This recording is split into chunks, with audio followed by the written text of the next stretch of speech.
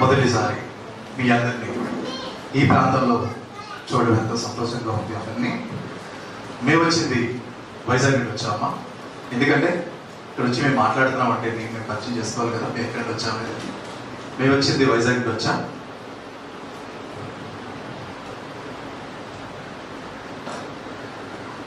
సంఘం పేరు Christian gospel centre.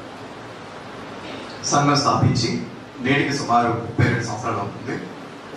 నా తల్లిదండ్రులు స్థాపించిన సంఘం ప్రజెంట్ అయితే లేరు, డిసెంబర్లో చనిపోయారు. ఆ సంఘాన్ని కొనసాగించాలనే ఆలోచనతో కార్యక్రమాలు ఎన్నో జరుగుతున్నాయి. ఈ అరకు ప్రాంతాల్లోనే నాన్నగారు ఎన్నో పబ్లిక్ మీటింగ్ అనేది పెట్టడం జరిగిందమ్మా. నాన్నగారు ఎలా అంటే బయట ఎక్కువ మాట్లాడేవారు పబ్లిక్ మీటింగ్. అంటే నా తండ్రి అని సొంత చెప్పడం కాదు, కానీ ఒక మెసేజ్ చెప్పేటప్పుడు ఆ మాటలు వచ్చే గంభీరం కానీ, ఎవరైనా ఏదైనా ప్రశ్న అడిగారు అనుకోండి తర్వాత చెప్పే రకం కాదు, డైరెక్ట్గా చెప్పే. మనకి 24 గంటల్లోని మనం చదివితే ఒక 5 గంటలు 4 గంటలు చదువుతాం. నా తండ్రి అలా కాదు, సమయం దొరికినప్పుడల్లా బైబిల్ పట్టుకొని చదివాడు. టాడీ స్టీల్ జాబ్ చేస్తుంటారు. ఎంతమంది నాన్నగారు నేర్చుకుంటే బైబిల్ పిటి సుందరరావు గారి దగ్గర, తాతయ్య దగ్గర నుండి ఎన్నిసార్లు నా దగ్గరికి వచ్చేయమన్నా నాన్నగారు వెళ్ళలేదు. అలాగే అబ్రాడ్లోని ఆ మాటలు విని ఎంతో మంది పిలిచినా సరే ధనానికి లొంగలేదు ఎవరైనా ఉన్నారంటే మా నాన్నగారు. అందుకనే ఆ పేరు చెప్పగానే మీ ఎవరికి తెలియదేమో, లొంగుండి పాటికి మీకు పేరు తెలిసినేమో. సో ఏ రోజు కూడా బైబిల్ని తాకట్టు పెట్టలేదు మా నాన్నగారు. సో అటువంటి సంఘం క్రిస్టియన్ గాస్పెల్ సెంటర్. అక్కడి నుండి మేము వచ్చాం, అక్కడి సేవ చేస్తున్నాం. మేము అందరూని చాలా సంతోషంగా ఉందమ్మా. ఈరోజు అందరూ మనం కలిసి ఉండి మనం మాట్లాడడానికి, మొదటిసారి అరకులో మేము మాట్లాడడానికి ఇంతటి గొప్ప అవకాశం ఇచ్చిన తిమోతి గారు వందనాలు. అందరికీ వందనమ్మా. కలుపుస్తున్నాం, ప్రార్థన చేసుకుందాం. ప్రేమ కలిగిన మా తండ్రి, మహాపరిషుద్ధకు దేవా, నీకు వందనాలు తండ్రి దేవా. ఈ దినం తండ్రి దేవా, ఈ ప్రాంతంలో మాకు నాన్న ఇంతటి గొప్పటి భాగ్యాన్ని ఇచ్చినందుకు లెక్కలే వందనాలు తండ్రి దేవా. తండ్రి, రేపటి దినాన మేము కలిసే మేము, మీ సన్నిధిలో గడిపే మేము, ఈ రోజు తండ్రి దేవా శనివారం మీతో మాట్లాడుకోవడానికి ఇచ్చిన గొప్ప భాగ్యాన్ని బట్టి వందనాలు తండ్రి దేవా. మేము చెప్పే మాటలు ఎంతమందికి నాన్న తండ్రి వెళ్ళి నాన్న ఎంతమంది అయితే నాన్న తండ్రి దేవా మనసులో మార్చుకొని ఆ మాటలు ఎంతమందికి చెప్పే విధంగా ఉన్నారో తెలియదు తండ్రి దేవా. కానీ నాన్న మాకు ఇచ్చిన ఈ ఆయుష్కాలంలో తండ్రి దేవా మీకోసం బతికే విధంగా మమ్మల్ని బతికిస్తాను వేడుకుంటూ, ఈ చెప్పే మాటల్లో ఏవైనా తప్పులున్నా క్షమించమని వేడుకుంటూ ఈ చిన్న ప్రార్థన ప్రవేశించిన బట్టి పెట్టుకుంటున్నాం తండ్రి. మరి ఎక్కువసేపు నేను మాట్లాడను, క్లుప్తంగా చెప్పాల్సిన మాట మీకు చెప్పేసి అది మీకు అర్థమయ్యే విధంగా చెప్పి నేను ముగిస్తానమ్మా. మనం రోజు చూస్తున్నాం బైబిల్ ఒక గ్రంథం అనుకుంటున్నాం కదా, ఒక పుస్తకం అనేది మనకు ఉంది కదా. 66 పేజీలు పుస్తకాలు కలిగిన బైబిల్ మనకు ఉంది కదా. ఆ పుస్తకానికి చాలా గొప్ప చరిత్ర అనేది ఉందమ్మా. మీకు అందరికీ తెలుసు ఏ పుస్తకం కోసం నేను మాట్లాడుతున్నానని. ఆ పుస్తకానికి చాలా గొప్ప చరిత్ర ఉంది. ఆ చరిత్ర కలిగినదే ది బైబిల్. ది బైబిల్ అంటే ది అనేది ఒక్కటి ఉంటేనే దానికి మనం ది అని పెడతాం. అటువంటిదే మనకి మన చేతిలో ఉన్న బైబిల్ గ్రంథం. ఈ బైబిల్ గ్రంథాన్ని మనం బాగోనప్పుడు తల కింద పెట్టుకుంటాం, లేదా ఎవరికైనా భయం వేసినప్పుడు తల కింద పెట్టుకుంటాం. ప్రార్థించేటప్పుడు బైబిల్తోనే మనం ప్రార్థన చేస్తుంటాం, లేదా సంఘానికి వెళ్ళేటప్పుడు కానీ, లేదా కూటం వెళ్ళేటప్పుడు, బయట గృహాల్లో కూటం జరిగేటప్పుడు ఈ బైబిల్ గ్రంథం పట్టుకొని మనం బయటికి వెళ్తుంటాం. మీరందరూ అనుకోవచ్చేమో ఈరోజు చెప్పబడిన మాట అంశం ఇది కాదు కదా బైబిల్ గ్రంథం, కానీ ఎందుకు చెప్తున్నానని మీకు ఒక చిన్న అనుమానం రావచ్చు. కానీ మనం మాట్లాడే ప్రతి మాట, ప్రతి చెప్పేది ఏదైనా సరే బైబిల్ గ్రంథం నుండే రావాలి. అది చెప్పే ముందు బైబిల్ యొక్క గొప్పతనం మీకు తెలిసినప్పుడు, నిజమైన మాటలు ఈ బైబిల్ గ్రంథంలో రాసిన మాటలు నిజమైన మాటలా లేదా కల్పితాలా అనే విషయాలు తెలుసుకున్నప్పుడే మనకి చెప్పిన ప్రతి మాటకి గోరింటాకు ఎలాగైతే పండుతుందో ఆ మాటలు బైబిల్లో వచ్చే ప్రతి మాట మీ గుండెల్లోకి వెళ్ళడానికి అవకాశం ఉంటుంది. ప్రియమైన దేవుని పిల్లలారా, నేటి మనుషుల్లోని ఎవరినైనా ఒక మాట అడిగామనుకోండి, మీరెవరని మాటను అడిగితే వారు చెప్పే మాట ఏంటి తెలుసా? మేము పలానా కులం చెందినవారు, మతానికి చెందినవారు. మంచిది. ఎప్పటి నుండి అంటే వారు చెప్పేది ఫ్రమ్ బర్త్ మేము ఈ కులానికి చెందినవారు. అమ్మ, ఇది క్రైస్తవుల కోసమే కాదు, ప్రతి మతం వారికి చెప్తున్నా. వారు చెప్పేది ఏంటంటే మేము పుట్టుక నుండి ఈ మతం వారికి చెందినవారు.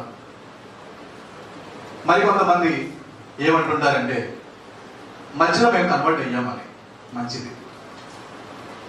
చాలా మంది నా తల్లిదండ్రులు చెప్పారని, లేదా నా పితరులు ఈ దారిలో వెళ్ళారు కాబట్టి మేము కూడా ఆ దారిలో వెళ్తున్నామని చెప్పడం అనేది జరుగుతుంది.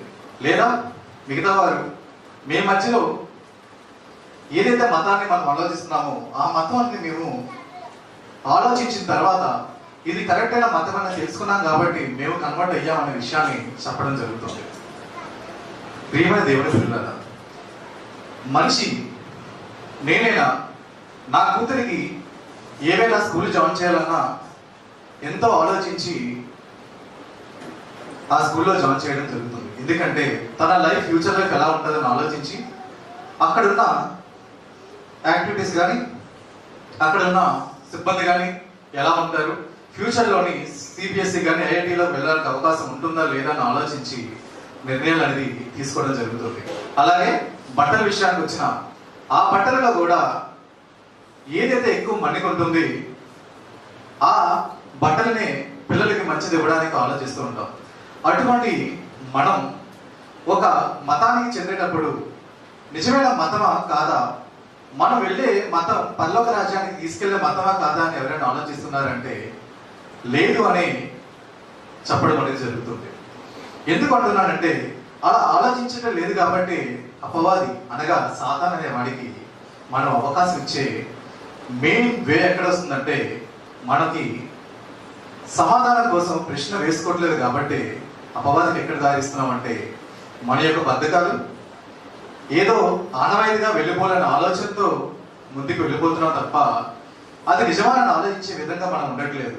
అలా ఆలోచించట్లేదు కాబట్టి సాతాన్ అనే వాడికి రోజు రోజుకి వాడికి ఏం చేస్తున్నాం అంటే బలాన్ని చేకూరుస్తున్నాం.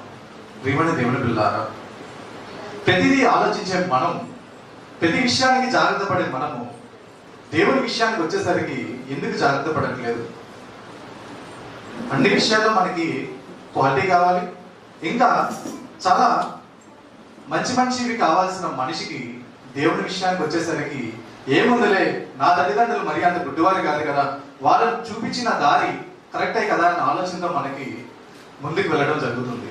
ప్రియమైన దేవుని పిల్లారా, అటువంటి చాలా ఉత్తమైనవి నువ్వు వేసే ప్రతి ప్రశ్నకి సమాధానం అనేది ఇచ్చేది ఏంటి తెలుసా? బైబిల్ గ్రంథం నుండి వస్తుంది.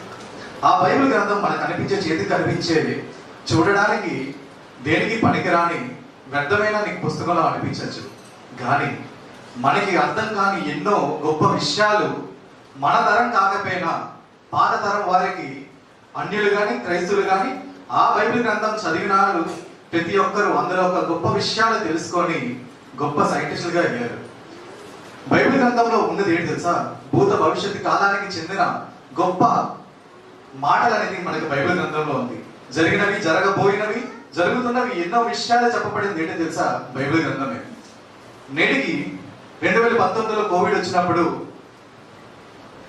ఆ బైబిల్లోని దానికోసం ఉందా అని ఆలోచించగలిగితే ఖచ్చితంగా అందులో ఉందమ్మా బైబిల్లో. అటువంటి కోవిడ్ వచ్చేటప్పుడు మనిషి అనేవాడు ఏమైపోతాడు, ఆ మెడిసిన్ వచ్చేసరికి అసలు ఉందా లేదా అనే విషయాన్ని అనేది దేవుడు బైబిల్ గ్రంథంలో రాయబడింది. ఈ విషయాన్ని చెప్పడానికి కారణం ఏంటంటే ప్రతిదీ బైబిల్లో రాయబడి ఉంది అనే విషయాన్ని మీకు అర్థం అవ్వాలన్న ఆలోచనతో మొదట మీకు మొదలుపెట్టింది బైబిల్ గ్రంథం నుండి నేను మీకు చెప్పడం మొదలుపెట్టాను. బైబిల్ రాయబడి క్రీస్తు పూర్వం 1800 సంవత్సరాల క్రితం రాయబడిన బైబిల్ అంటే పాత పుస్తకమేనా ఈ బైబిల్? ఈ బైబిల్ గ్రంథంలో ఉండేది ఏంటమ్మా? ప్రతిదీ రాయబడి ఉన్నది. ఈ తరం కాకుండా వచ్చే తరం, మన చనిపోయిన తరం తర్వాత కూడా జరిగిపోయేవన్నీ కూడా రాసింది ఏంటంటే ఈ బైబిల్ గ్రంథమే. ఈ బైబిల్ ఏదైతే గ్రంథాన్ని మీరు తలగంత పెట్టుకొని పడుకుంటున్నారో భయానికి, ఈ బైబిల్ గ్రంథంలోనే అన్ని రాసి ఉన్నాయమ్మా. 1548 సంవత్సరాల్లో కానీ 1600 సంవత్సరాల్లో కానీ ఈ భూమి గురించి చాలా గొప్ప సైంటిస్టులు క్రైస్తవులే కాకుండా హిందువులు కూడా, వేరే మతాన్ని వారు కూడా బైబిల్ చదివి ఎన్నో గొప్ప గొప్ప అవార్డులు తెచ్చుకున్నారమ్మా. అందులో ఒక వ్యక్తి న్యూటన్, మీ అందరికీ తెలిసిందే. చాలా మంది వీటి కోసం వినే ఉంటారు. 1648లో న్యూటన్ అనే వ్యక్తి ఏం చేశాడంటే, భూమి శూన్యంలోని సింగిల్ గా స్టాండ్ అవుతుంది, ఏ సపోర్ట్ లేకుండా చెప్పింది ఆ సంవత్సరంలో మనకి చెప్పడం జరిగింది. 1648. ఎలా చెప్పాడు అంటే, ఆ టైంలోని ఏమైనా స్పేస్ క్రాఫ్ట్ అంటే రాకెట్ అనేది ఏమైనా పైకి వెళ్ళిందా? లేదే. బైనాక్యులర్ ఉందా? లేదు. మరి ఎలా చెప్పాడు? బైబిల్ గ్రంథంలో దాని గురించి చెప్పిన మాటలే చూశాడు. బైబిల్ గ్రంథంలో చదివాడు. చెప్పడానికి ఏమైంది? నేను బైబిల్ గ్రంథంలో చూశాను, ఈ మాటలను చెప్పడానికి ఏమైంది? కాట్ ఎక్కడ పడింది? అపవాది. ఆ రోజే కానీ, ఆ సైంటిస్టే కానీ, నేను బైబిల్ గ్రంథంలోని చూశాను, అందుకని చెప్పాను ఆ మాట చెప్పి ఉంటే ఈ పార్టీకి క్రైస్తవులు ఎంతమంది ఉండాలమ్మా? వేరే మతం వారు ఎవరైనా ఉండేవారా? లేదే. నేటికి వరల్డ్ వైడ్ గా క్రిస్టియానిటీ ఉన్న పర్సెంటేజ్ ఎవరికి తెలుసా? 35% మనం ఉండేది. 35% క్రిస్టియానిటీ. అంటే టాప్ మోస్ట్ లో ఉండేది ఎవరంటే క్రిస్టియానిటీ ఒక్కటే. అదే విషయాన్ని కానీ ఆ సైంటిస్టులు కానీ నేను బైబిల్ గ్రంథంలోనే చూసి చెప్పాను అనే మాట చెప్పుంటే నేటికి క్రైస్తవులే తప్ప వేరే మతం ఎవరు ఉండరు. మీకు మొదటి చెప్పినప్పుడు బైబిల్ గ్రంథంలో బైబిల్ అని చెప్పాను కదా, అది తప్ప వేరే గ్రంథం అనేది లేదని ఎందుకు చెప్తున్నానంటే, ఏ గ్రంథంలో కూడా రాయలేనిది, ఏ గ్రంథంలో కూడా లేనిది, కూడా ఏ పుస్తకానికి అంత ప్రాముఖ్యత రానిది ఓన్లీ బైబిల్ గ్రంథానికి ఒకటే వచ్చింది, ఈ బైబిల్ అనే దానికి. అటువంటి ప్రాముఖ్యమైన ఈ బైబిల్ గ్రంథాన్ని సాతాన్ అనేవాడు ఏం చేశాడు? దాని యొక్క గొప్పతనాన్ని బయటికి వెళ్లకుండా ఆపడానికి ఎక్కడి నుండి? అప్పటి నుండే 1648 నుండే మొదలు పెట్టాడు. ఇంకో శాస్త్రవేత్త ఏం చేశాడమ్మా? భూమి తిరుగుతుందని చెప్పాడు. అప్పటికి కూడా ఏ బైనాక్యులర్ లేదు, లేదా ఒక రాకెట్ కానీ లేదు. అయినా సరే ఉంది అని చెప్పినప్పుడు అక్కడున్న మిగతా శాస్త్రవేత్తలు అయినా సరే నువ్వు ఎలా చెప్పావన్న విషయాన్ని అడిగారో లేదో తెలియదు, కానీ అతనికి గొప్ప మెడల్స్ ఇచ్చి అతన్ని పురస్కరించారు. కానీ అది కూడా బైబిల్ గ్రంథం నుండి తీసిందే. అప్పుడు కూడా నోరెప్పి చెప్పలేదు, నేను బైబిల్ గ్రంథంలోనే చూశాను, చదివానని మాట. ప్రియమైన దేవుని పిల్లారా, దేవునికి దూరం అవుతానికి కారణం ఏంటి తెలుసా? మన యొక్క బద్ధకమే.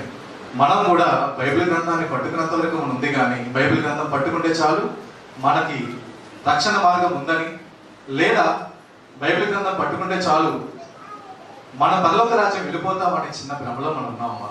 నిజానికి పట్టుకున్న మాత్రాన, తిరిగిన మాత్రాన పరలోక రాజ్యానికి వెళ్ళిపోగలమా? చెప్పండి. లేదే. చాలా మంది సంఘాలకు వెళ్ళేటప్పుడు ఏం చేస్తుంటారమ్మా? కొవ్వొత్తులు వెలిగిస్తుంటారు. వారి జ్ఞానం ఎలాగుందో చెప్తారు. కొవ్వొత్తులు వెలిగిస్తుంటూ ఏం చేసావమ్మా అంటే, ఈరోజు నాకు కొడుకు పుట్టినరోజు, లేదా ఒక అకేషన్ ఉంది, కొవ్వొత్తులు వెలిగించాను. దేవుడు బైబిల్లో చెప్పింది కొవ్వొత్తులు వెలిగించమని అర్థం ఏంటన్నది, వెలిగించుకొని అక్కడ లైటింగ్ పెట్టమని అనలేదు కదా. ఆ కొవ్వొత్తుకి అర్థం ఏంటంటే, నువ్వు వెలిగి నీ చుట్టుపక్కల వారిని దేవుని రక్షణ మార్గంలో నేర్పమని వారిని అడుగుతుంటే, మనిషి అనేవాడు ఏం చేస్తున్నాడు?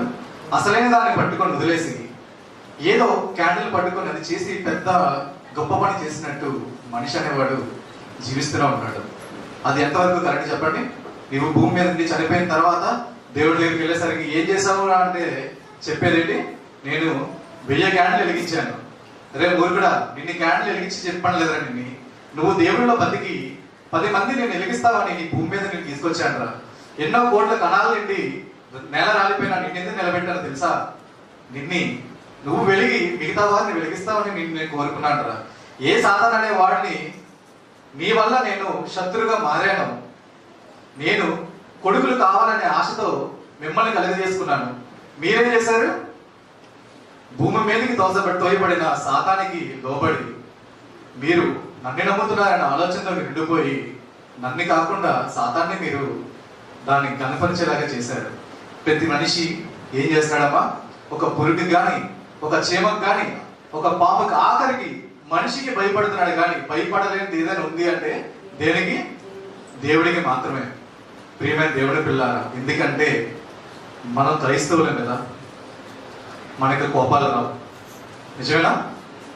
కోపం అనేది రాదు మనకి. అన్నీ దేవుడు చూసుకుంటాడు. నిజమే. వేరే వాళ్ళు ఎవరైనా సరే దేవుడి మీద ఎన్ని మాటలు అన్నా వాళ్ళ పాపం వాళ్ళే పోతారు, అంతే కదా. క్రైస్తవుడు నువ్వే కదా మాట్లాడేది, మరి నీ తల్లిని కానీ నీ భార్యని కానీ ఏమనంటే ఎందుకు కోపం వస్తుంది? వస్తుందో రావట్లేదమ్మా? పోటీలు అది చాలా పోతారు అంటారు. అంటే అయ్యో చీపురి కట్టున్నా కర్ర ఉన్నా పట్టుకొని పారిపోతాం. ఎక్కడికి పోయింది అది? ఏ దేవుడంటే అంత పర్యావడు అయిపోయాడు నీకు? నీలో ఏదైతే దాగి ఉందో బద్ధకం అనేది, ఆ బద్ధకమే సాతాను అనేవాడికి ఏమైందమ్మా అది గొప్ప ఆయుధం అయిపోయింది. అది ఈరోజు తీసుకున్న ఒక అంశం ఏంటంటే అపవాది కోసం మాట్లాడాలని తీసుకున్న చాలా మంచి అంశం. ఎందుకంటే మనం అందరం ఏం చేస్తున్నాం, 35% ఉన్న క్రైస్తవులు అనే వారు దేవుడిలో బతుకుతున్నాం అనుకుని వాళ్ళు భావిస్తున్నారు తప్ప వాళ్ళు గుండెల్లో గుడిగట్టింది ఎవరికి? సాతాను అనేవాడికి. ప్రియమైన దేవుని పిల్లారా, మనకి ఇంటర్నెట్లో కనిపించే నంబర్ కనిపిస్తే హైయెస్ట్ క్రిస్టియానిటీ ఉందని అనుకున్నాం. కానీ నిజంగా క్రైస్తవులు కానీ 38% ఉండి పని చేసినట్టయితే ఈ పాటికి ఎంత ఉండాలి? వేరే మతం వారు ఉండకూడదు. ఎందుకంటే ఇది బైబిల్, ఇది ఒకే గ్రంథం. ఆ గ్రంథాన్ని ప్రతి ఒక్కరు ఫాలో అవ్వాల్సిందే. కానీ ఏం చేస్తున్నాం? రకరకాల మతాలు ఇంకా మన బైబిల్లోని రకరకాల పుస్తకాలు తెచ్చుకొని దానికన్నా కొన్ని చేంజెస్ చేద్దాం అనుకొని బైబిల్ చేంజ్ చేయడానికి చాలా ప్రయత్నించారు. కానీ ఈ రోజు కూడా ఆ బైబిల్ గ్రంథాన్ని చిన్నది కూడా మార్చలేని పరిస్థితి ఉంది. అంటే ఎందుకంటే అంత గొప్ప బైబిల్ కాబట్టి ఆ బైబిల్ గ్రంథాన్ని ఇప్పటికీ ఎవరు మార్చలేని పరిస్థితిలో ఉన్నారు. ప్రియమైన దేవుని పిల్లారా, అటువంటి గొప్ప బైబిల్ మనది. మన కోసం దేవుడు, మీరు అనుకుంటున్నారేమో ఏముందిలే అనుకుంటున్నారేమో, మన కోసం దేవదూతలు దేవునికి ఏం చేసేవి? సేవ చేసే దేవదూతలు. అటువంటి దేవదూతలని గొడవ పెట్టుకోవడానికి కారణం మనం అనుకుంటున్నాం, ఇక్కడ వచ్చిన వరల్డ్ వార్ 1 కానీ వరల్డ్ వార్ 2 కానీ అనుకున్నాం. కానీ పరలోకంలో మన కోసం ఎంతో పెద్ద గొడవ జరిగిందమ్మా. కానీ మన కోసం వారిని అందరినీ కింద పంపించారు. మీరందరూ అనుకుంటున్నారు దేవుడికి బలం ఎక్కువ, సాతానికి బలం తక్కువ అని. లేదే, దేవుడు ఎలా ఉందో సాతాన్ అనేవాడు కూడా అలాగే బలం కలిగి ఉంది. ఎవరి వల్ల? మన వల్లే కాదంటారా? దాని యొక్క బలం చూస్తారు ఒకసారి. యెషయా గ్రంథం 6:12-13 చూడండి అమ్మా. సారీ, ఎఫెసీ 6:12.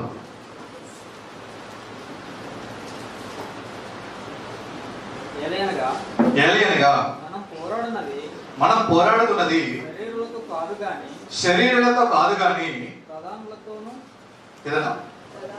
ప్రధానులతోనూ అధికారులతోనూ ప్రస్తుత అంధకార సంబంధులతోనూ లోకనాథులతోనూ ఎవరమ్మా ఉన్నది? ప్రధానులతోనూ. అంటే సాతాను అనేవాడు ఒక్కడే వచ్చాడు అనుకున్నారా? దాని వెనకాల ఎంతో పెద్ద సమూహం దేవుడితో యుద్ధం చేయడానికి వచ్చిందమ్మా. ఆ యుద్ధం చేయడానికి వచ్చినప్పుడు ఒక్కరిదే వచ్చిందేమో, కానీ ఇక్కడికి వచ్చాక ఏమనుకుందంటే, ఎవరి కోసమైతే మన దేవుడు అనుకున్నామో, ఎవరైతే కొడుకుల కోసం ఎదురు చూశాడో దేవుడు, వాళ్ళు చాలా ఈజీగా లొంగిపోతారు. దేనికి? ఓ మంచి పాఠం పాడాడు నిత్యనూతన. ఏంటది? మన ఆశలతోని ఒక వెబ్ ఫామ్ చేసుకుంటది. అవునా? సాతాను అనేవాడు ఆ కోరికలు ఆశలు అన్నీ కలిపి ఏం చేస్తుంది? మనిషిని కంట్రోల్ చేస్తుంది. మనిషి అనేవాడు కూడా దానికి లోబడిపోతుంది. అదే వెబ్ అనేది నీటిలో కట్టుకోగలదా? కట్టగలదా? దానికి ఏముండాలి? ఏదైనా సపోర్టింగ్ పాయింట్ ఉంటే తప్ప కట్టలేదు. అంటే నువ్వు ఇస్తున్న అవకాశమే కదా దానికి. ఆ గుడి కట్టడానికి అవకాశం ఎవరిస్తున్నారమ్మా? అది నీలో దేవుడి దగ్గరికి వెళ్ళేటప్పుడు కొన్ని అలవాట్లు, దేవా నేను ఇప్పటి నుండి మారిపోతాను, నా దగ్గర ఉన్న చిన్న అలవాట్లన్నీ నేను వదిలేసుకుంటాను అనుకొని వాగ్దానాలు ఇచ్చి బాప్తిసం తీసుకుంటావు. కొన్ని రోజులకి ఏమవుతుంది? సాతాను అనేవాడు ఏదైతే నువ్వు విడిచిపెట్టావో దాన్ని ఒకసారి కొడతాడు, 2 సార్లు కొడతాడు, 3వసారి ఖచ్చితంగా నువ్వు ఏం చేస్తావు? పర్లేదు ఎవరు చూస్తారు అంటారు. చాలా అది దేవుని ఓడించడానికి. ప్రియమైన దేవుని పిల్లారా, సాతాను అనేవాడు వెళ్ళడానికి కారణం ఎవరు తెలుసా? మనమే. వాడు మనలో ఏంటి తెలుసా? పాపాన్ని నింపుతుంటాడు. నువ్వు తిరిగే ఏదైతే పట్టాల మీద ఉంటావో, దాడిలో ఉంటావో, ఒక దారిలో నడుస్తుంటావో దానిని పాడు చేయడానికి ట్రై చేసేవాడు సాతాను అనేవాడే. మనం అంటాము మాకేం వద్దు, తినడానికి ఆడడానికి సుఖించడానికి ఉంటే చాలు అనుకుంటాడు. అందుకని బైబిల్ గ్రంథంలో దేవుడు అంటాడు, దేవుడు ఏమని పోల్చడమో ఒక నక్షత్రం పేరు పెట్టి చెప్పారు. ఏంటది? తేజో నక్షత్రమా అనే మాటని చెప్పి పిలవడానికి కారణం ఏంటంటే ఆ నక్షత్రమే నిన్ని పరలోక రాజ్యం వెళ్లకుండా చేయడానికి, ఆ పేరుతో నీకు సాతానాన్ని పెట్టడానికి కారణం ఏంటంటే అది ప్రాముఖ్యమైన స్టార్ కాబట్టి దాన్ని లింకపోయి చెప్పాడే తప్ప దానిని మీరు తెలుసుకోవాలన్న ఆలోచనతో దాన్ని మీరు అర్థం చేసుకోవాలి. అది ఎట్టి విధంగా మిమ్మల్ని పాడు చేస్తుందో, మీ జీవితాల్ని ఎలా తారుమారు చేయాలని ఆలోచిస్తుందో మీకు అర్థం కావట్లేదు. రోజుకి క్రైస్తవులుగా అయిపోయి మనం వస్తున్నాం వెళ్తున్నాం అనుకుని మనం బైబిల్లోనే దేవుళ్ళలో బతుకుతున్నాం అనుకున్నాం. సాతాన్ అనేవాడు ఎదురు చూస్తూ ఉంటాడు పక్కన. ఏదో టైం దొరుకుతాడు అనుకో చూస్తుంటాడు. కరెక్ట్గా దొరుకుతాం. దొరకని వాడు ఎవడో వీడో ఖచ్చితంగా దొరుకుతున్నాడు. అవునా? అటువంటి పరిస్థితుల్లో మనం ఉన్నాం. ప్రియమైన దేవుని పిల్లారా, మనం దేవుడిలో బతుకుతున్నప్పుడు దేవుడి కోసం మనం ఎప్పుడమ్మా ఏ రోజు ఏడుస్తుందా? గుడ్ ఫ్రైడే రోజు ఏడుస్తుంటా. యేసుక్రీస్తు గారు చనిపోయారు లేచారని. ప్రియమైన పిల్లారా, నిజంగా నీ కల్లో నీళ్ళు వస్తుందంటే దేవుడు మన కోసమని అంత ప్రేమ చేయించిన దేవుడు అటువంటి దేవదూతతో గొడవ పెట్టుకున్నాడు మన కోసమని. మనం ఏం చేస్తున్నామంటే పర్లేదులే, మనకి ఇంకా ఆయుష్కాలం చాలా ఉంది, 30 సంవత్సరాల వరకు మనం దేవుడిని పట్టించుకోలేదు, ఇంకా కొంచెం పెళ్ళైన తర్వాత పిల్లలు కలిగిన తర్వాత ఇంకా దేవుళ్ళకి వెళ్దాం, అప్పటికి వెయిట్ చేస్తాడు దేవుడు. నీ ఏజ్ అయిపోతుంది, కాళ్ళలో సత్తు ఉండదు, ఇప్పుడు దేవుడి దగ్గరికి వెళ్ళి కాపాడు అంటాడు. ఆయన అప్పుడు కూడా ఎదురు చూస్తూ ఉన్నాడు. ప్రియమైన దేవుని పిల్లారా, సాతాన్ అనేవాడు ఎలా చూస్తున్నాడంటే ఎప్పుడు నువ్వు దొరుకుతావా అని గర్జించే సింహంలో ఎదురు చూస్తే, గర్జించే సింహం ఎలా ఉంటుంది? అది చాలా ఒక్కసారి దానికి కానీ దెబ్బ తగిలిన తర్వాత దాని దగ్గరికి వెళ్ళావంటే నార్మల్ సింహం కన్నా 10 రెట్లు చాలా కోపం ఉంటుంది. ఆ విధంగా సాతాన్ అనేవాడు నువ్వు దొరుకుతావు ఖచ్చితంగా నమ్మకం వచ్చిందమ్మా. మనిషిని చూసిన తర్వాత వీరు దేవుడు అనుకునేటట్టు లేరు, వీళ్ళు ఖచ్చితంగా పడిపోతారు. దేనికి? ధనానికి, ఇంకా వ్యామోహాలకి, గొప్పలకి పడిపోతారు. ఎక్కడ వరకు లేపుతుందంటే సాతాన్ అనేది నిన్ను పైకి లేపుతూనే ఉంటుంది. నువ్వు తెలుసుకోలేవు కూడా, ఏం కోల్పోతున్నావు కూడా తెలియదు. సద్దాం హుస్సేన్ దగ్గర నుండి హిట్లర్ వరకు ఏం చేశారా వాళ్ళందరినీ? సాతాన్లో ఉన్నాడా లేదా అందరికి తెలుసా? మనిషిని చంపుకుంటూ పోయాడు. ఎక్కడి నుండి వచ్చింది అది? ఎక్కడి నుండి వచ్చింది ఆలోచన? నువ్వు పుట్టిన నుండి కడుపు నుండి వచ్చిన తర్వాత నీకుంత ఆలోచన లేదే. ఎంత పవిత్రంగా వచ్చినా నువ్వు మధ్యలో నీకు ఏమొస్తుంది? పాపం అనేది అడ్డిగిపోయి ఆ పాపం లోపలికి వెళ్ళిపోతున్నావు. బయటికి రావడానికి కూడా ఇష్టపడట్లేదు. ఎంతమందో అమాయకమైన పిల్లల్ని చంపేశాడు, కడుపుతున్న వాళ్ళని చంపేశాడు. ఎక్కడికి వెళ్ళింది? మామూలుగా మనం ఒకరిని చికెన్ కోస్తున్నప్పుడే మనకి ఎంతో కొంత బాధ కల్పిస్తుంది. లేదా చికెన్ షాపుడు కూడా ఏదో ఒక రోజు కొంచెం బాధపడుతుంటాడు. వచ్చే ఇన్ని తప్పులు చేస్తున్నాను నేను, వాటిని మోగజీవాలు చంపేస్తున్నాను కదా అని అనిపిస్తుంది. కానీ ఆ వారికి ఎప్పుడు అలా కనిపించాలంటే ఎవరిలో ఉన్నారు? సాతాన్ అనేవాడు టోటల్ ఆక్యుపై చేసుకుని ఉన్నాడు. దానికి కారణం ఏంటమ్మా? మనలో ఉన్న నా అనే పదమే మెయిన్. సాతానికి ఏ విధంగా దొరికింది? ఏ రోజైతే నా అని అనుకుంటావో, మన అనేది ఏ రోజైతే నువ్వు స్టార్ట్ చేస్తావో సాతాన్ అనే వాడికి ఎండింగ్ వస్తుంది. కానీ ప్రతి దాంట్లోని మనకి కావాల్సింది ఏంటంటే నాది, నేనే, లేదా నా కుటుంబమే, నేను బాగుండాలి, నా కుటుంబంలో వేరే వాళ్ళు బాగుండకూడదు, నేనే బాగుండాలి. ఏ రోజైతే మన అనుకుని ఆలోచిస్తావో సాతాన్ అనే వాడికి నీ హృదయంలో స్థానం అనేది ఉంటుంది. ప్రియమైన దేవుని పిల్లారా, ఎక్కడి నుంచి వచ్చిందమ్మా గొడవలు? బయట వాళ్ళతో గొడవలా? లేదే.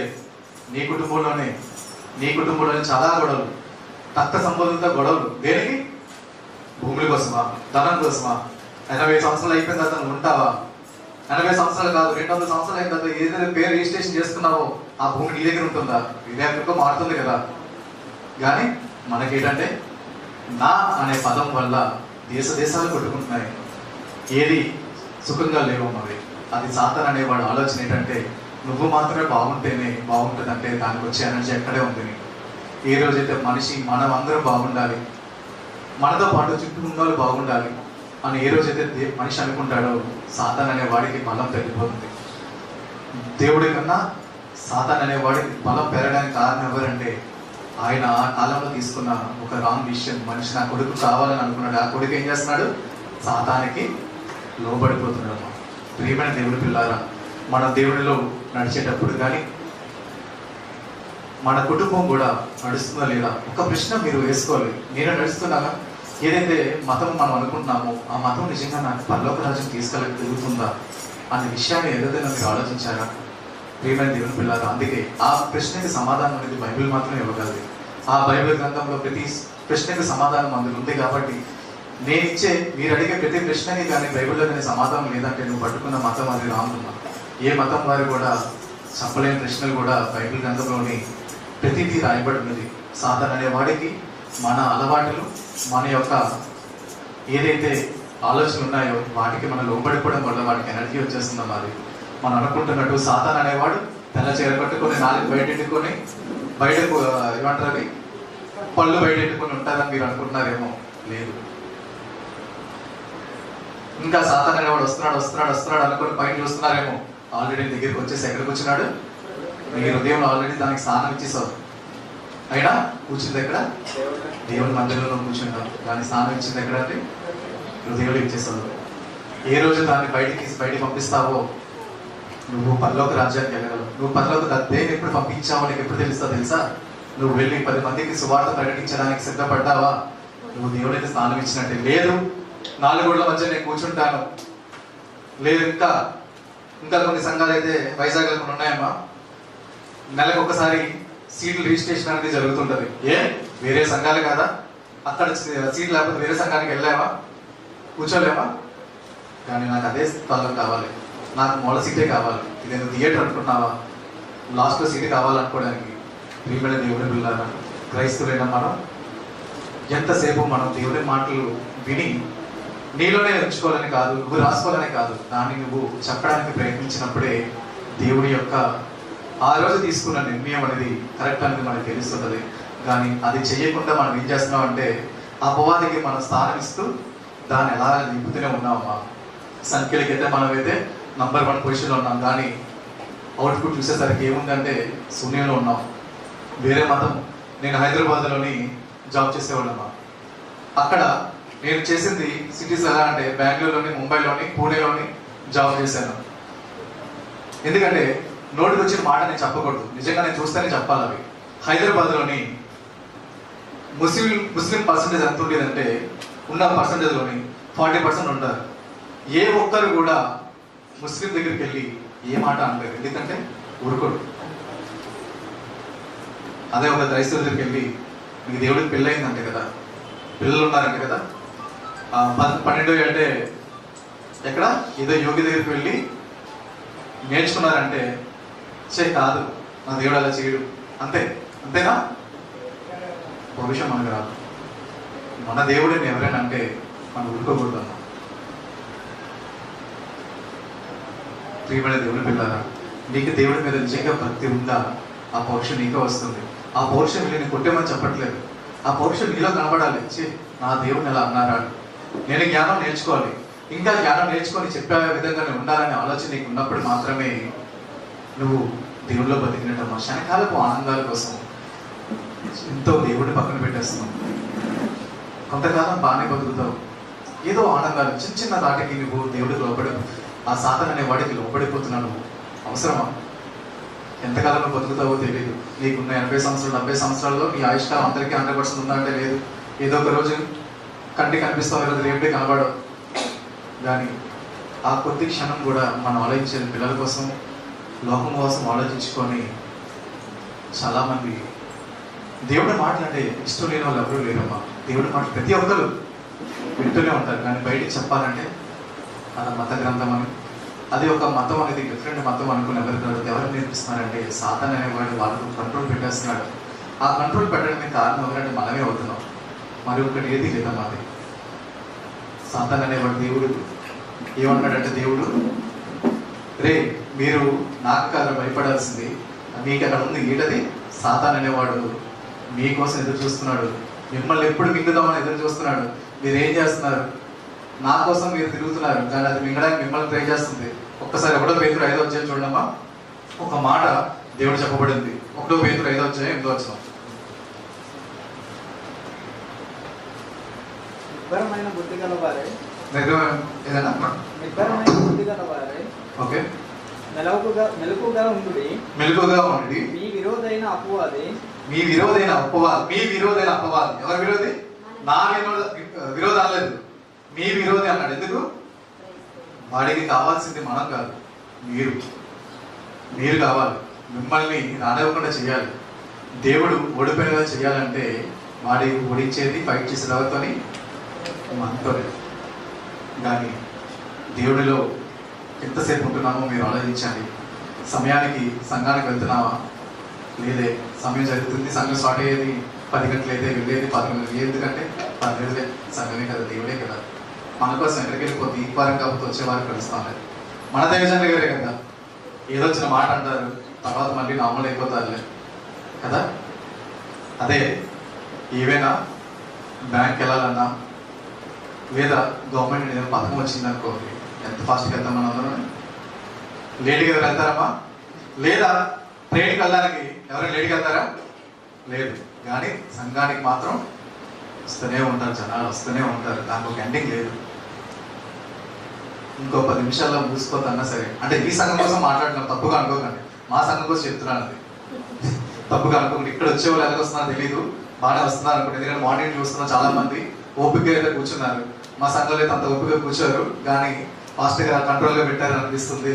అంటే కంట్రోల్గా పెట్టడం అంటే మీరు దేవుడిలో ఆ విధంగా ఉన్నారు కాబట్టి ఆయన కూడా ఇంకా కొత్తగా చెప్పి ఇలా బోర్డు మీద రాయడం అనేది చాలా మంచిది. ఎందుకంటే ఏదో చెప్పడం అనేది కరెక్ట్ కాదు, కానీ రాసి చూపించి మీకు అర్థమయ్యే రీతిగా చెప్పడం అనేది చాలా మంచిది, చాలా అదుగా దొరుకుతుంది అటువంటిది.